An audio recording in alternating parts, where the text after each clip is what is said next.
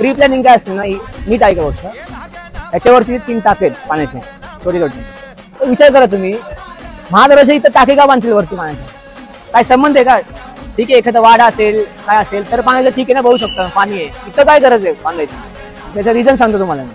आता जर असं झालं की शत्रू आला, महादरवाजा पण झाला शत्रू, तर काय? महादरवाजा जिंकला म्हणजे एंट्री झाली ना किल्ल्यामध्ये शत्रूची. त्यांची महाराजांची फ्री प्लॅनिंग कशी होती, तेव्हा ते टाकी आहेत ना, टाकायला सुरुंग लावायचा, टाकी फोडायची, जे गनिम असतील तो जो पाण्याचा फोर्स येईल रायगडवाडी खाली, तर मग एवढी प्लॅनिंग करून ठेवली. म्हणजे हे सायन्स आहे, पाण्याचा वेपन म्हणून वापर केलाय महाराजांनी. तुम्ही विचार काय केलाय? म्हणजे पाणी हे वेपन म्हणून पण यूज होऊ शकतो, हे त्या माणसाला माहिती होतं. एवढे वेळेचे पुढे होते महाराज. पाण्याचा वेपन म्हणून यूज करणारा एकच राजा आहे मला माहिती आहे, छत्रपती शिवाजी महाराज.